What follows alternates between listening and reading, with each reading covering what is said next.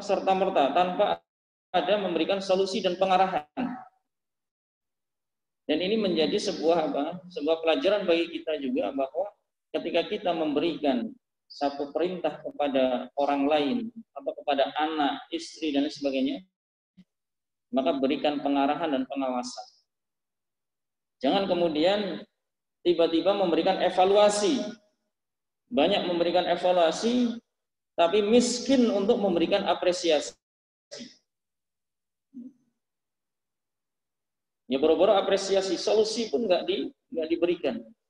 Ini adalah pelajaran ya penting ya bagi kita semua, bahwa ketika memerintahkan coba diberikan pengarahan, diberikan solusi bagaimana baiknya,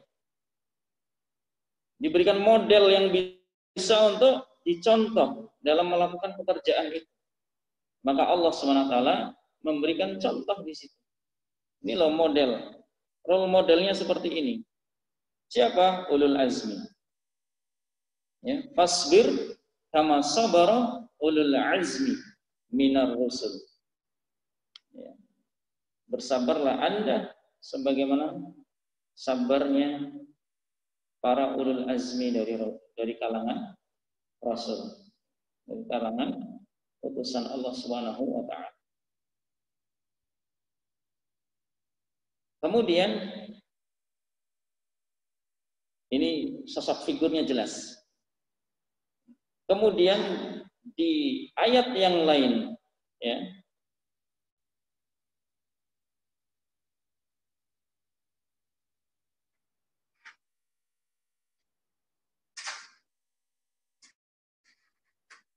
dalam surah Al-Kahfi ayat 28, Allah SWT juga memberikan solusi terkait perintah yang diberikan. Kalau tadi memberikan sosok figurnya, ini loh. Kalau mau nyontoh kesabaran, nanti baca kisah tentang ulul azmi. Nabi Nuh, siapa saja Pak ulul azmi? Nabi Nuh, Nabi Ibrahim, Nabi Musa, Nabi Isa, Nabi Muhammad sallallahu alaihi wasallam. Ada dua di antara ulul azmi ini yang menjadi Khalilur Rahman atau Khalilullah. Siapa? Nabi Ibrahim dan Nabi Muhammad SAW. Di antara dua ini ada yang mendapatkan syafaat uzma. Yang ini nggak diberikan kepada para nabi atau rasul yang lain. Siapa? Nabi Muhammad SAW.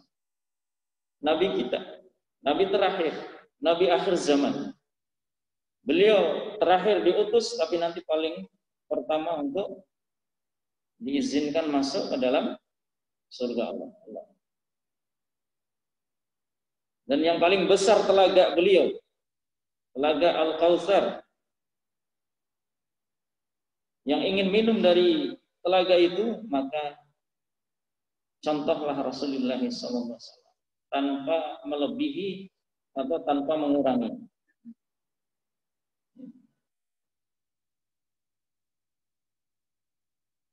Maka ada yang diusir, ya, ada yang diusir. Kemudian oleh malaikat. Kemudian Rasulullah SAW mengatakan, itu umatku, itu umatku. Kemudian dikatakan kepada beliau, Anda tidak mengetahui apa yang dilakukan setelah Anda wafat. Anda tidak mengetahui apa yang dilakukan oleh umat Anda tadi itu setelah Anda wafat. Dan di situ kemudian dijelaskan bahwa apa yang dilakukan itu adalah tidak sesuai dengan contoh Rasulullah Sallallahu Alaihi Wasallam. Bapak Ibu sekalian rahimani wa rahimakumullah, apa yang dicontohkan oleh Rasulullah SAW, kalau itu kita konsisten untuk melakukan, itu banyak sekali. Bisa jadi usia kita itu enggak mencukupi. Usia kita tidak mencukupi sunnah yang diajarkan oleh Rasulullah SAW. Yang berdasarkan hadis-hadis atau keterangan-keterangan yang kuat hadis yang sahih, yang hasan. Itu saja kalau kita konsisten untuk melakukan, usia kita nggak mencukupi. Saking banyaknya. Loh kok ya repot-repot, yang nggak ada tuntunannya sama sekali, kita getol untuk melakukan itu. Dan itulah amalan yang sangat disukai oleh setan. Amalan yang sangat disukai oleh setan. Dan dalam beberapa pengalaman ketika ruqyah itu, orang-orang yang memiliki amalan-amalan tertentu, diantaranya apa? Mengamalkan zikir-zikir yang tidak sesuai dengan sunnah. Judulnya sama, zikir. Tapi ketika zikir itu tidak sesuai dengan apa yang dicontohkan oleh Rasulullah SAW, apa yang dipraktekkan oleh para sahabat beliau, maka apa? Bukan berfungsi untuk melindungi diri sendiri atau melindungi keluarga, harta dari keburukan setan, tapi justru apa? Mendatangkan setan untuk bisa apa? Menguasai dirinya, harta dan keluarga. Na'udzubillah. Sering disebut dengan khadam dan lain sebagainya. Karena kalau jin itu kemudian mau bekerja sama dengan manusia, berarti jin itu fasik. Fasik jin itu. Karena dia telah melewati batas. Melampaui batas. Berarti jin itu zalim.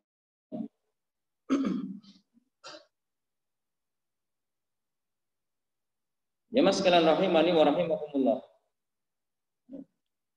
Kembali lagi bahwa ketika Allah SWT memerintahkan untuk bersabar, memberikan solusi. Apa itu? Dalam surah Al-Kahfi, wasbir nafsaka ma'al ladzina yad'una rabbahum bil ghadati wal 'ashyi yuriduna wajha.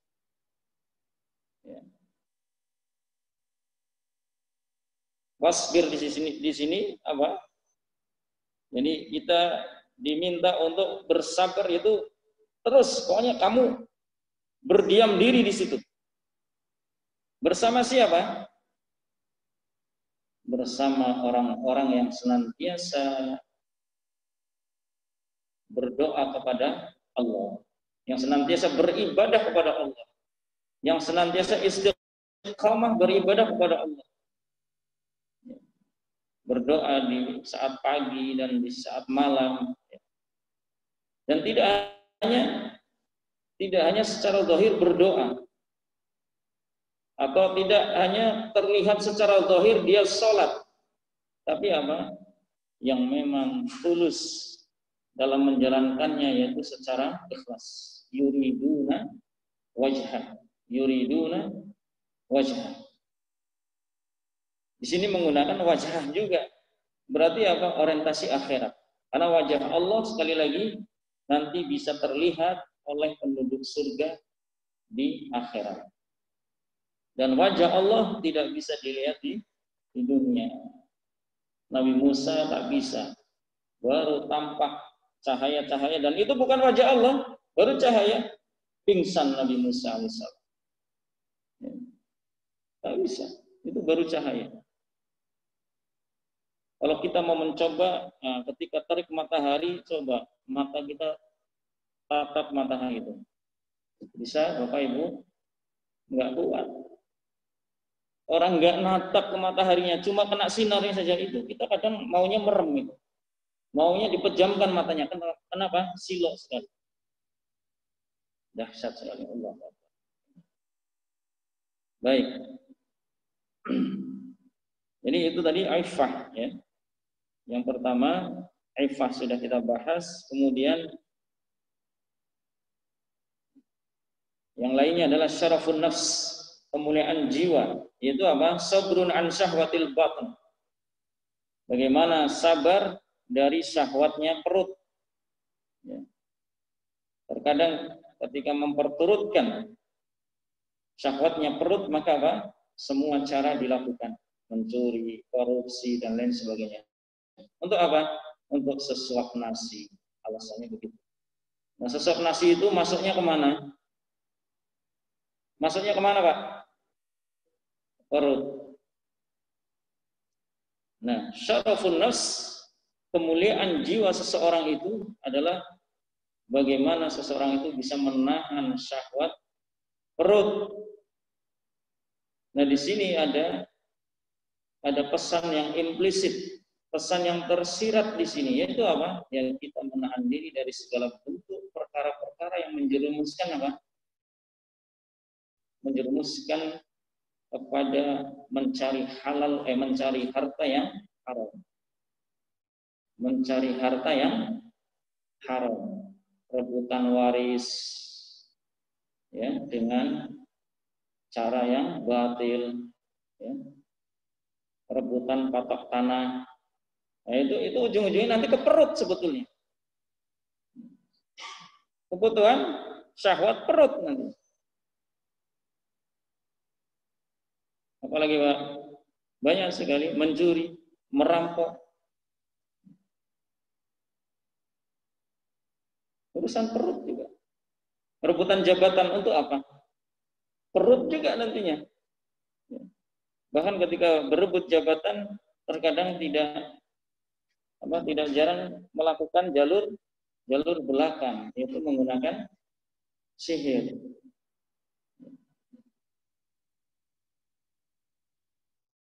Ya, beberapa kasus kecil waktu pas ditangani untuk diruqyah ternyata apa? Karena sihir juga. Ya masih level kecil lah, karyawan dan sebagainya. Antar karyawan nggak cocok karena yang satu naiknya lebih cepat, main belakang dengan sihir. Na'udzubillah min dzalik. Berebut warisan ya sudah dibagi, tapi kemudian nggak ridho, nggak rela, maka apa? Main sihir. Padahal bisa jadi duit atau uang yang dipakai untuk membiayai apa? Dukun untuk bisa ngirim sihirnya itu bisa jauh lebih besar daripada nanti yang akan didapat. Itu pun kalau dapat. Kalau tidak dapat sudah kena dosa syirik. Bahkan sihir itu adalah termasuk apa? Kezaliman yang besar. Di dalamnya ada syirik. Na'udzubillah min dzalik. Dan bisa mengeluarkan orangnya dari daerah Islam. Bisa mengeluarkan orangnya dari agama Islam. Na'udzubillah min dzalik. Karena itu kesyirikan yang besar. Nah, di sini yaitu apa? Syaraful nafs. Bagaimana menjaga mulianya jiwa kita. Karena jiwa ini adalah merupakan simbol yang di dalamnya nanti ada faktor hati dan lain sebagainya. Dan jiwa ini bisa dikuasai oleh setan. Jiwa bisa dikuasai oleh setan. Maka ada jiwa yang mutmainnah, ada jiwa yang lawamah. Jiwa yang lawamah tanpa dibisikkan oleh setan pun dia sudah lemah. Dia sudah potensi besar untuk berbuat maksiat. Apalagi kemudian dikompori oleh setan. Karena potensi dalam diri manusia sudah ada dua, potensi baik, potensi buruk. Dan Allah SWT sudah membekali itu. Ada qarin malaikat, ada qarin jin. Yang dijelaskan oleh Muhammad bin Saleh Al-Utsaimin rahimahullah, bahwa tidaklah qarin jin ini menyuruh kepada manusia kecuali keburukan. Jadi potensi buruk. Adapun qarin malaikat ini mengajak untuk kebaikan. Ini belum setan loh. Belum setan yang ada di luar dari diri manusia. Ini baru potensi dasarnya. Ini sudah punya. Nah, mana yang akan dipupuk nih? Sehingga nanti menjadi apa? Nafsul mutmainnah. Jiwa yang tenang. Ya mas sekalian rahimani wa rahimakumullah. Yang tidak bisa dijangkau oleh setan itu adalah roh. Roh tidak bisa dijangkau. Ya. Tapi kalau jiwa itu bisa kemudian dipengaruhi oleh setan. Karena yaitu tadi jiwa itu seolah-olah kayak simbol. Di simbol di dalamnya itu nanti ada unsur hati dan lain sebagainya. Maka yuwaswisu fi sudurin nas. Setan itu akan memberikan was-was ke dalam dadanya manusia. Jemaah sekalian rahimani wa rahimakumullah, maka inilah akhlak yang mulia yang terus kita coba bangun adalah akhlak sabar. Kemudian yang berikutnya adalah az-zuhdu. Ini sudah zuhud. Bagaimana zuhud ini? Yaitu sabrun an fudulil aish. Itu bagaimana bersabar dari berlebihan dalam menjalani kehidupan.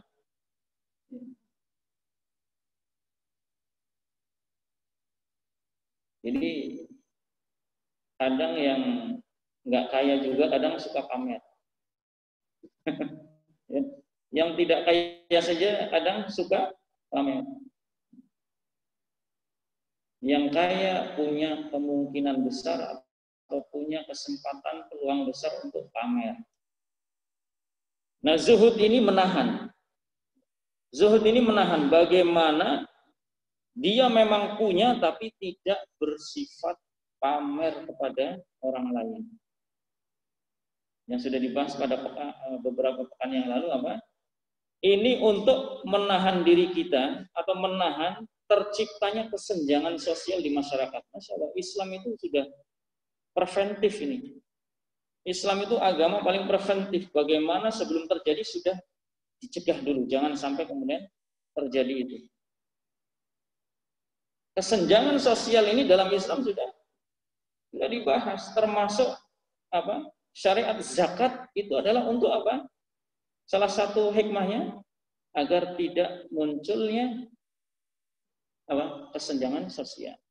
Bagaimana yang kaya itu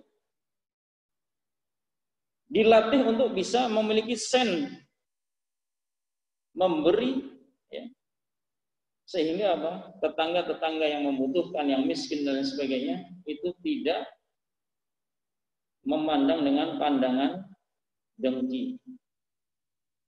Sehingga istilah yang waktu itu pernah saya sampaikan, tetanggaku satpamku. Jangan sampai tetanggaku malingku, rampokku.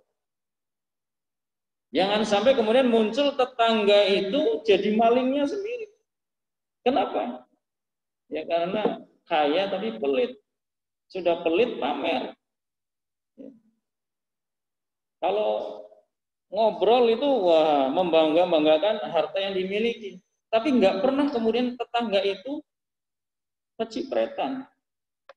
Padahal tetangga itu benar-benar itu bisa jadi makan Senin Kamis. Ya. Atau minimal ya makannya Daud lah. Sehari makan, besok harus menahan lapar. Allah Allah. Nah disinilah dibutuhkan sen itu. Maka syariat Islam juga mengajarkan saum, puasa. Biar apa? Ya latihan. Ya puasa itu masih mending. Kenapa? Masih ada harapan nanti maghrib ada makanan. Tapi coba orang yang kelaparan. Belum tentu ada jaminan maghrib itu ada yang bisa dimakan. Nah di sini maka zuhud. Bagaimana kemudian menahan diri untuk tidak berlebih-lebihan dalam menjalani kehidupan. Maka menggunakan hal-hal yang sesuai dengan porsinya dan itu bisa bermanfaat untuk akhirat. Baik, kemudian qanaah. Qanaah itu sudah sampai qanaah belum waktu itu, Pak? Sudah. Qanaah itu apa, Pak?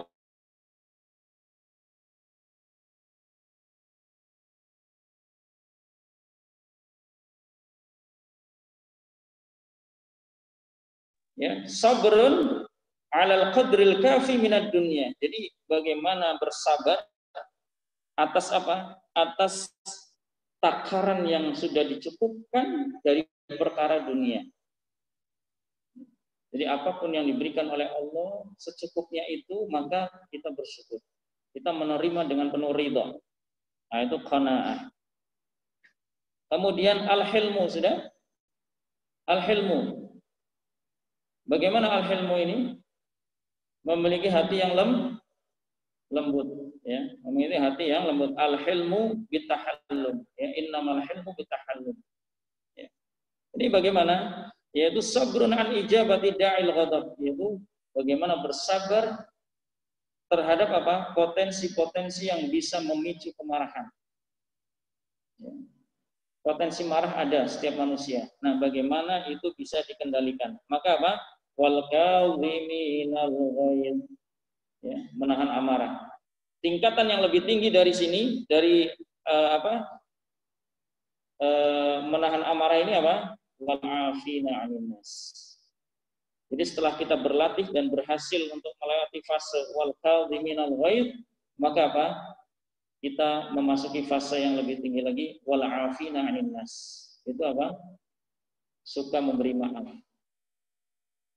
Ya bagaimana kita bisa memberi maaf kalau kita masih meluapkan amarah? Kan nggak bisa. Nggak bisa itu, satu itu bercampur itu nggak bisa. Karena masing-masingnya bertolak belakang. Tapi kalau kemudian wal kadhiminal ghaidh sudah tercapai, maka naik yang berikutnya, kita maafin orang itu. Karena kita sudah bisa menahan amarah. Dan itu adalah menjadi ciri orang yang beriman. Sehingga orang yang beriman itu beruntung. Qad aflahal mu'minun. Ya. Qad aflahal mu'minun. Sungguh benar-benar orang yang beriman itu sukses. Beruntung. Salah satunya adalah tadi. Wal kadhiminal ghaidh. Dan di situ menggunakan isim fa'il. Isim fa'il ini adalah bisa berfungsi menjadi sifat. Nah, sifat kalau bagi manusia, bagi kita itu menjadi sebuah karakter, ya, kalau boleh dikatakan karakter, ya, karakter yang sudah menempel mendarah daging pada diri manusia, sifat. Sehingga menjadi orang yang beriman itu secara aplikatif itu wal kadhiminal ghaidh, yaitu memiliki sifat bagaimana bisa menahan amarah. Ya Bapak capek pulang kerja, sampai rumah belum ada nasi, belum ada makanan. Istri mungkin sibuk dengan urusan banyak, anak banyak, ya. Kemudian sudah capek, cucian numpuk dan sebagainya, harus membersihkan rumah. Itu pun belum semuanya terselesaikan. Pulang ke rumah masih morak-marik. Anak masih cemot-cemot. Ada yang pipis belum diganti celananya. Ya. Bekas pipisnya masih berceceran di lantai. Oh, gimana itu? Bapak pulang capek itu. Mungkin kepala masih terasa senut-senut. Ya, badan panas karena menahan teriknya matahari sepanjang jalan. Jaketnya tebel karena perginya sebelum subuh sudah harus pergi, jadi pakai jaketnya tebel. Tapi ketika pulang kan kepanasan. Gimana tuh ketika sampai di rumah? Itu tadi wal kadhiminal ghaidh. Bagaimana kemudian mencoba memanage hati, ya, biar emosinya itu tidak memuncak kepada kemarahan. Maka apa salah satu obatnya? Obatnya adalah ma'rifah, yaitu mengetahui. Itulah yang disebut dengan ta'aruf. Bagaimana kita mengumpulkan maklumat-maklumat terkait dengan kehidupan keluarga. Ya, istri juga manusia, Pak. Bisa jadi kemudian kalau kita tanya kepada istri itu jauh lebih jenuh, jauh lebih capek dibandingkan suami. Karena istri itu ya mentok-mentok kamar mandi, ya, nyuci baju, ya, nyepokin anak, dapur, ya. Setelah dapur, anaknya ngantuk, tidur, dikelonin anaknya. Udah itu aja tuh. Dapur, sumur, kasur, dapur, sumur, kasur, dapur, sumur, kasur. Itu 3. Segitiga ibadah seorang istri itu, Masya Allah. Nah kalau suami pulang kerja mungkin masih bisa naik motor, jalan, lihat pemandangan. Ya. Ketemu teman bisa ngobrol. Jadi apa yang menjadi kegondokan dalam hatinya bisa dicurhatkan kepada teman setianya, Masya Allah. Kalau istri kan belum tentu mau curhat sama anak gimana? Anaknya masih kecil-kecil. Nah, disitulah ketika kita sudah ta'aruf, maka apa? Muncul tafahum. Akan saling memahami, oh iya istri itu lebih capek dari saya. Lebih jenuh. Ya. Apalagi kalau misalkan masih dikontrakan yang petakan. Ya. 10 meter, masih mending tuh 10 meter. 7 meter ke depan mentok ruang tamu. 7 meter mundur ke belakang dapur. Ya. Subhanallah. Nah, di sini maka perlu adanya al-hilmu, ya. Jadi kelembutan hati. Jadi bagaimana bisa mencegah kita untuk tidak memperturutkan potensi-potensi marah. Ya. Oke lah, secara logis marah itu mungkin sekali terjadi. Ya. Pulang capek, morak-marik rumahnya, ya. Anak kalau ketemu orang tua kan kepengen meluk kan, kepengen menyapa, tapi pipis. Masih belepotan. Kita masih pakai baju kantor ya, besok mau dipakai lagi. Ya. Bagaimana itu? Subhanallah. Ya. Makanya di situ ta'aruf. Dan ta'aruf ini bisa jadi kita akan banyak mengenal saudara atau istri kita sendiri itu setelah setelah istri kita wafat. Atau sebaliknya, istri baru mengenal lebih banyak terhadap suaminya itu setelah suaminya wafat. Kenapa? Karena tidak banyak apa yang menjadi perbuatan atau sikapnya yang dilakukan oleh suami atau istri yang langsung diketahui oleh istri atau suami. Tapi itu diketahui oleh teman dekatnya, diketahui oleh anaknya misalkan. Kemudian itu diceritakan, dilakukan, oh Masya Allah. Maka tidak jarang kemudian suami baru punya tabungan ketika istri sudah wafat. Dia nabung. Ya. Uang yang dikasih sama suami itu ditabung. Biar apa? Untuk persiapan anak-anaknya sekolah. Masya Allah.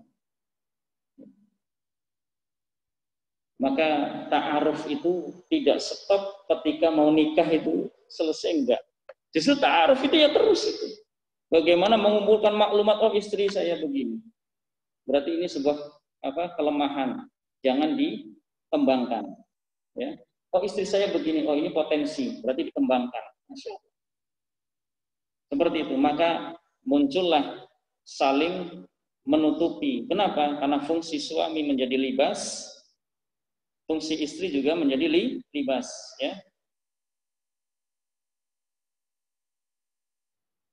Jadi suami adalah pakaian bagi istrinya, istri adalah pakaian bagi suaminya. Ketika ada keburukan-keburukan yang muncul dari suami dan istri, jangan kemudian diekspos.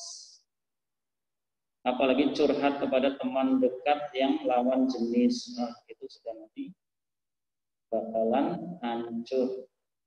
Ya. Oh, suami kamu begitu ya? Ya sudah, sama saya saja. Tidak jarang seperti itu. Apalagi kalau yang dulunya pernah tumbuh rasa saling suka. Maka nanti muncul CLBK. Cinta lama bersemi kembali. Na'udzubillah min dzalik. Baik, jemaah sekalian rahimani wa rahimakumullah, maka itu apa? Al-hilmu, yaitu sabrun an ijabati da'il ghadab. Jadi bagaimana bersabar menahan diri agar tidak terjerumus kepada potensi-potensi yang mengarah kepada marah. Wal kadhiminal ghaidha wal 'afina 'anil nas. Di situ menggunakan isim fa'il, Pak ya. Jadi isim fa'il ini menjadi sifat, menjadi karakter yang terus menempel pada diri manusia. Jadi di situ nggak pakai fi'il. Tidak pakai fi'il. Ya. Tapi pakainya isim fa'il. Untuk apa? Untuk menunjukkan bahwa itu menjadi sifat dasar. Kalau sudah kalzim, berarti dia senantiasa untuk menunjukkan sifat apa? Menahan amarah. Wal 'afin, ya, berarti orang itu senantiasa berusaha untuk terus memberikan maaf. Ya. Dadanya itu ibarat lapangan yang luas, sehingga apa? Sehingga permasalahan-permasalahan ya yang menimpa itu diterima dengan kelapangan hati. Jadi lapangannya masih luas, jadi paling cuma ada sampah plastik kecil, ya, ada apa biji salak itu kecil, ya. Jadi nggak dianggap, nggak direken. Kenapa? Yang dilihat lapangannya, lapangannya masih luas. Biji salaknya taruh pinggir, sampahnya taruh di tong sampah, udah selesai. Bisa dipahami, Pak? Ya, jadi wala'afina 'anin nas. Baik, saya tutup pertemuan kali ini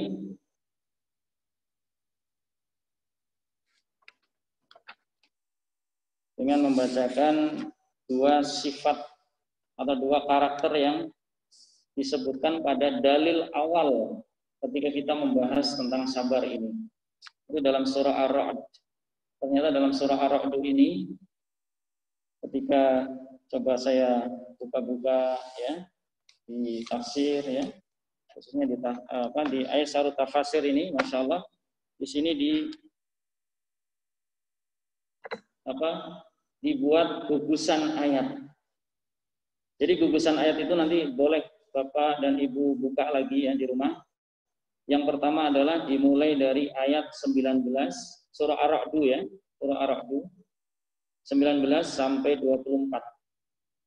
Itu gugusan ayat pertama. Kemudian gugusan ayat yang kedua itu lanjutannya 25 sampai dengan 29. 25 sampai dengan 29. Nah, dalam dua gugusan itu, Asy-Syaikh rahimahullah ya, beliau menjelaskan ada dua tokoh yang disebut. Ada dua tokoh yang disebut. Tokoh yang menjadi simbol keimanan dan tokoh yang menjadi simbol kekufuran. Siapa tokoh yang menjadi simbol keimanan? Hurufnya ada 6. Silahkan ditebak. Hurufnya ada 6. Nama asli beliau yang menjadi tokoh keimanan. Siapa Bapak? Muhammad berapa kita hitung? M O H M-nya 2 biasanya ya.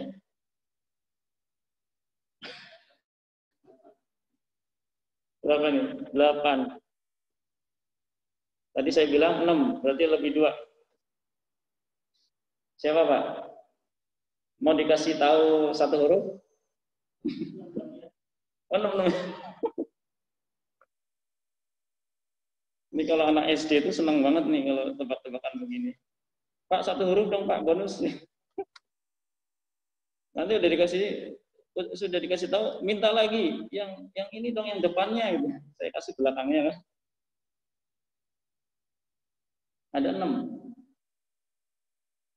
Saya kasih kata kuncinya saja. Beliau adalah yang dijuluki Asadullah. Asad apa Pak? Asadun. Nah, ini ketahuan nggak belajar bahasa Arab. Padahal belajar bahasa Arab itu menjadi salah satu barometer sejauh mana kita cinta kepada Islam. Bagaimana yang disebutkan oleh Syekhul Islam Ibnu Taimiyah dan para ulama yang lain. Jadi barometer, salah satu barometer sebagai ukuran seseorang itu cinta kepada Islam, itu cinta kepada bahasa Arab.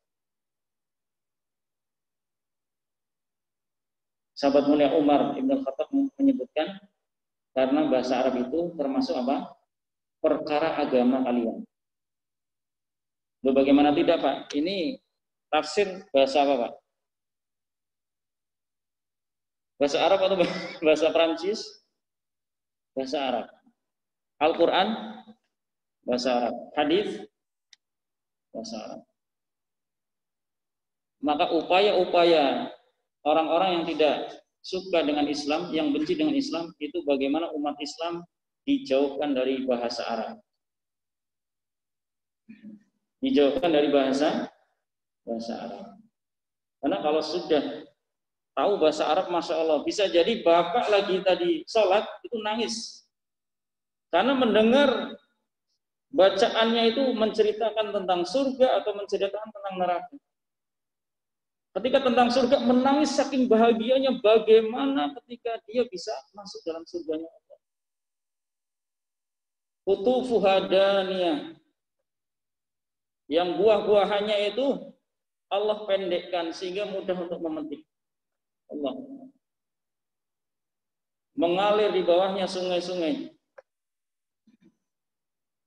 Yang ini sudah terbukti. Manusia di dunia ketika punya rumah, kepenginnya ada kolam lah di rumahnya itu.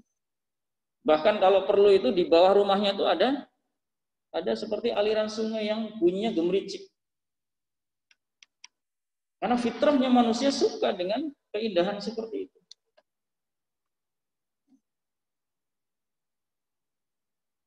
Jadi bahasa Arab, Masya Allah.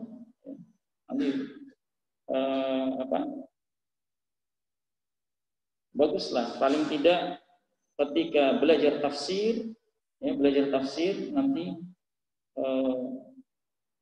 bagus bapak-bapak juga megangnya yang kitab bahasa Arab. Biar nanti ustadznya menjelaskan sambil paling tidak mengharokati atau paling tidak mengikuti yang dibaca oleh ustadz. Oh iya, ini bacanya begini, seperti itu.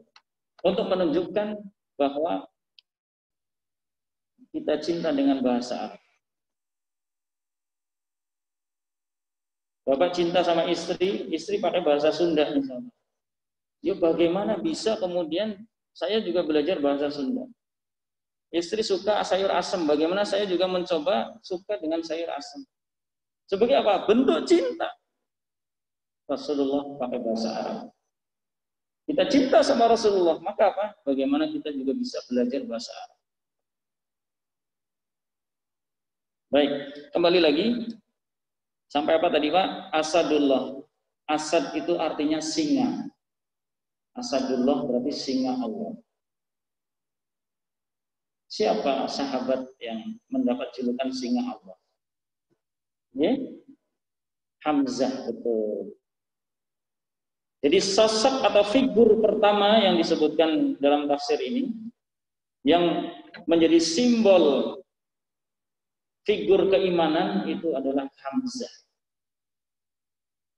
Hamzah. Bagaimana sosok Hamzah ini sangat ditakuti, disegani. Apalagi ketika beliau pulang dengan membawa kulit singa.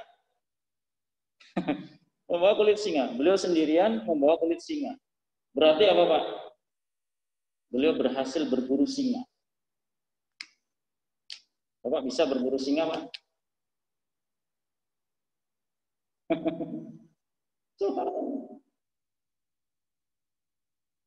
Setingkat Abu Jahal pun nggak berani sama Hamzah.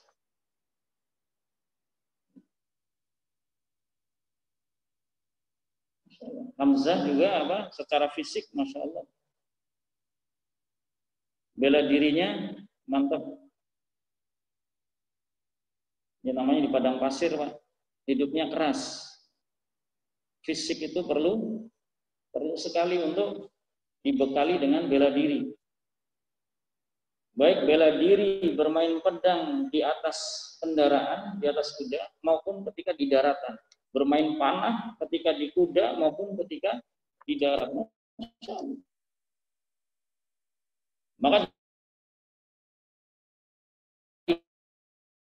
kisahkan ketika Rasulullah SAW membara kencang, Pak, bagaimana bisa loncat naik ke kuda itu. Masya Allah. Dan menunggang kuda itu beda dengan naik motor.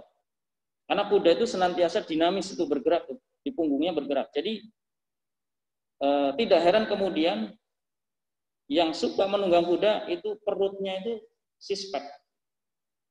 Perutnya itu apa? Berbata-bata itu. Ya. Coba lah Bapak nanti naik kuda 1 bulan rutin. Perutnya itu, karena itu kayak dikocok-kocok bener. Naik motor kan enggak, apalagi di aspal yang enggak ada polisi tidur, lancar aja. Tiba-tiba ada gejolakan baru, wah kayak mau langsung mual. Ini naik kuda ini. Jadi setiap ritme perjalanannya itu membentuk ini kekuatan perut, Masya Allah. Maka Rasulullah SAW disebutkan oleh istri beliau, Ummu Salamah, perutnya Rasulullah itu seperti bata tersusun. Maksudnya apa? Kotak-kotak gitu, Masya Allah. Dan para nabi dan rasul itu mendapatkan 2 modal inti dari Allah SWT. Secara khuluq dan khalq itu paling sempurna di antara manusia pada masa itu. Setiap nabi dan rasul. Jadi fisiknya itu paling sempurna. Akhlaknya paling sempurna. Kenapa? Karena menjadi pilihan Allah untuk menjadi teladan bagi umatnya. Jadi fisiknya Rasulullah, Masya Allah. Dadanya bidang. Kalau berjalan itu seperti orang berjalan turun. Orang berjalan turun bagaimana? Tegap. Kalau berjalan nanjak, bungkuk. Nggak mungkin berjalan nanjak tegap, ya kejengkang. Seperti itu. Nah, dalam gugusan ayat-ayat ini kembali lagi bahwa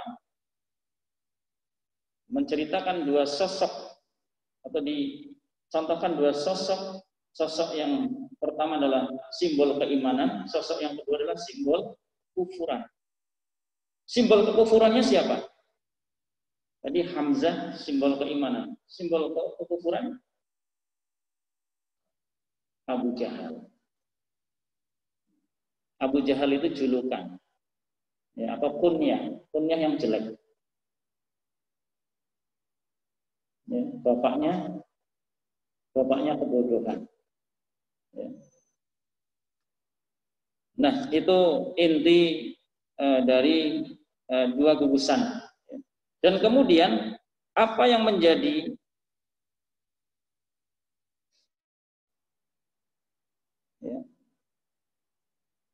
sifat utama orang yang beriman di dalam gugusan ayat ini?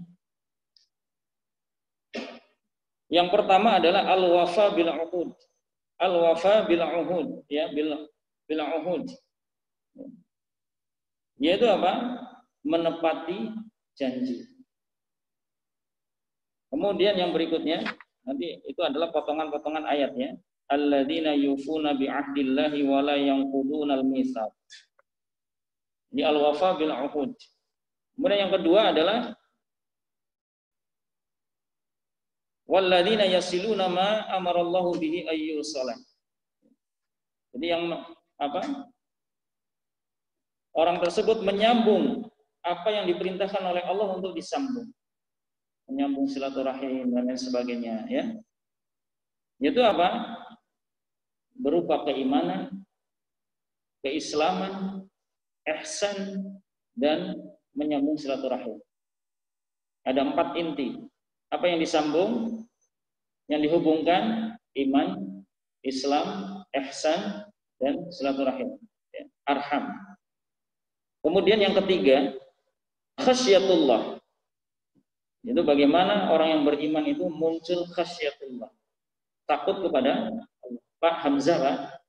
Hamzah Kalau tidak dihalang-halangi oleh Rasulullah SAW dan dinyatakan bahwa belum diizinkan untuk memerangi orang-orang kafir, Hamzah itu udah bisa mensikat itu semua orang-orang kafir Quraisy.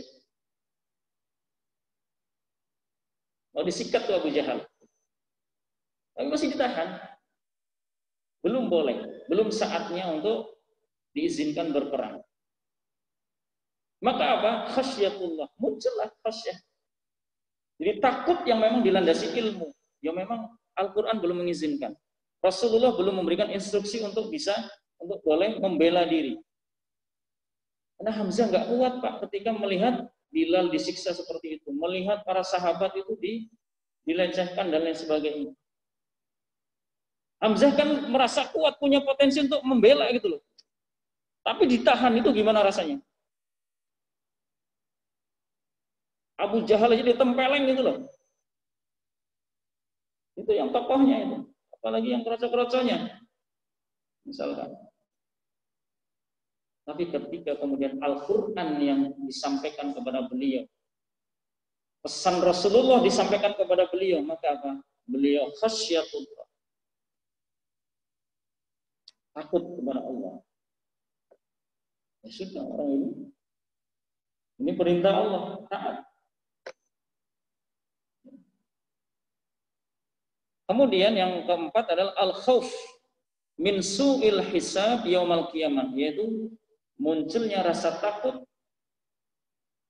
dari buruknya hisab pada hari kiamat. Ya. Wa yakhafuna su'al hisab. Nah, orang yang beriman ini, jadi tadi ada roja Pak ya. Ada roja, ada harapan agar kemudian Allah bisa memasukkan ke dalam surga. Tapi mungkin ada muncul rasa takut. Karena khauf dan roja ini, itu kemudian harus muncul secara seimbang. Kalau tidak imbang, maka sebagaimana diibaratkan oleh Imam Ahmad rahimahullah, khauf dan roja ini seperti dua sayap burung. Kalau nggak imbang salah satunya bisa terbang, tidak bisa terbang. Itulah takwa. Kalau seimbang maka takwa yang sempurna. Maka muncul rasa takut, nanti mendapatkan hisab yang buruk. Hisab memiliki dua makna. Yang pertama ada arad, yang kedua adalah munaqasyah. Al-arad itu ditampakkan semuanya Pak. Apa yang dilakukan kita selama hidup kita, ya. La saghiratan wala kabiratan illa ahsaha. Tidak ada yang kecil apalagi yang besar illa ahsaha, kecuali dihitung. Allahu Akbar. Ya. Jadi al-arad itu ditampakkan semua, dibuka semua catatan amal kita selama di dunia. Kemudian yang lebih dahsyat lagi adalah ketika ditanya satu persatu. Inilah yang kemudian sangat ditakutkan. Ini yang S1, S2, S3 ketika skripsinya, tesisnya, disertasinya itu baru dilihat, itu masih nggak terlalu deg-degan itu. Tapi ya sudah tegang. Tapi ketika mulai ditanya, ini dari mana? Didetailkan pertanyaan, itu ketegangannya lebih. Itu baru yang dihadapi dosen. Nah ini yang dihadapi adalah Allah Subhanahu wa Ta'ala yang tidak ada kebohongan di situ. Maka ada 3 golongan yang kemudian pertama kali masuk neraka, seorang alim yang menuntut ilmu, berjihad, dan satu lagi baca Quran. Karena mereka mengaku saya selama hidup saya membaca Quran untukmu karenamu ya Allah. Saya berjihad karenamu ya Allah. Kemudian saya menuntut ilmu karenamu ya Allah. Maka apa kata Allah? Kadzabta, kamu dusta. Maka di sini kemudian diambil pelajaran bahwa malaikat tidak mengetahui keikhlasan seorang. Malaikat tidak mengetahui, tidak bisa menembus keikhlasan seseorang. Hanya mencatat zahirnya saja, oh ini baik, ini buruk, baik, buruk, baik, buruk. Sementara ikhlas enggak ikhlasnya itu tidak bisa ditembus oleh malaikat. Maka disitulah dibuka oleh Allah SWT tabir kedustaan tiga golongan ini, yang menuntut ilmu tapi hanya ingin dikatakan alim, yang berjihad hanya ingin dikatakan pemberani, yang satu lagi,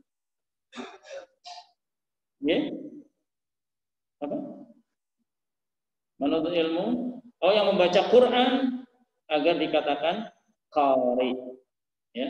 Maka itu semua sudah didapat di dunia. Maka diperintahkan oleh Allah, seret orang ini di atas muka. Na'udzubillah. Ini bentuk kehinaan yang sangat hina. Diseret di atas mukanya, cemplungkan ke neraka. Inilah pentingnya Pentingnya ikhlas.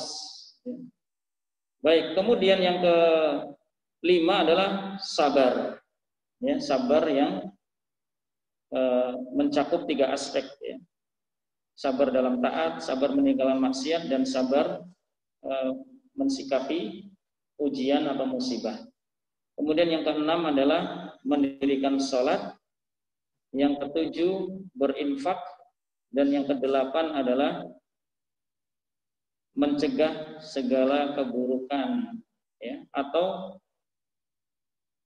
daf'us sayyi'ah bil hasanah. Jadi setelah berbuat buruk maka segera diikuti taubat dan melakukan banyak kebaikan. Ya, wa atbi'is sayyi'atal hasanata tamhuha. Ya. Iringilah perbuatan buruk dengan kebaikan-kebaikan. Kenapa? Kebaikan-kebaikan itu akan menghapus keburukan.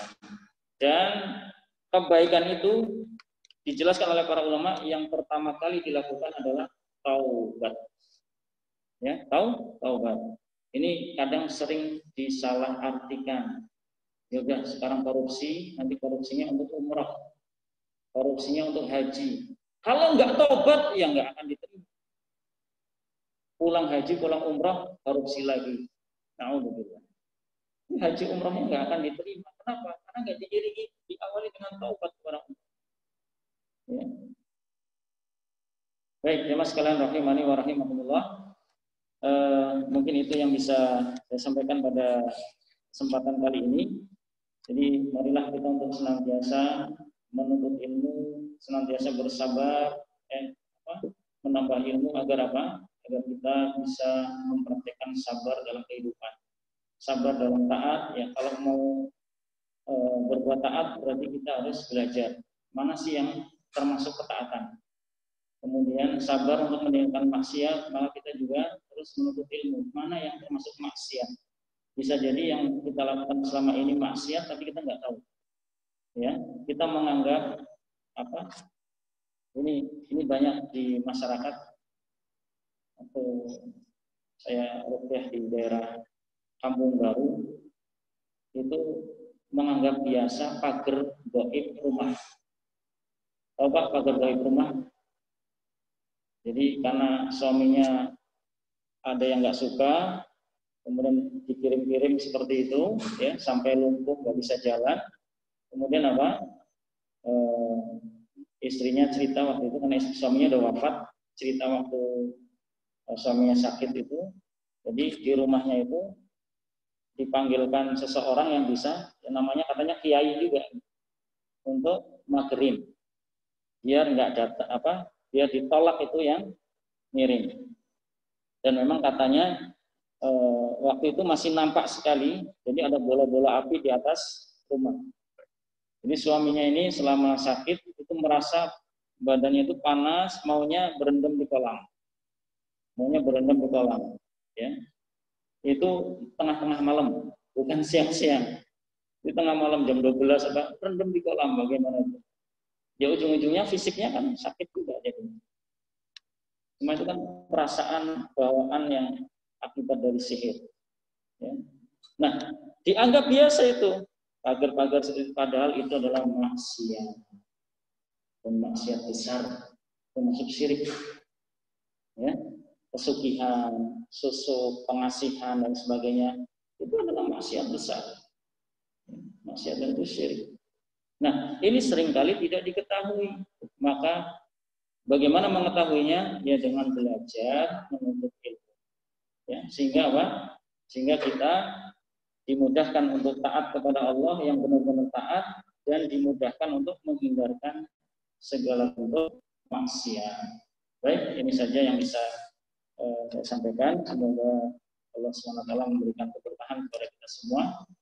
Yang benar datangnya dari Allah, yang salah dari kebutuhan saya dan dari syaitan. Kita cukupkan. Subhanakallahumma wa bihamdika asyhadu an la ilaha illa anta astaghfiruka wa atubu ilaik. Assalamualaikum warahmatullahi wabarakatuh.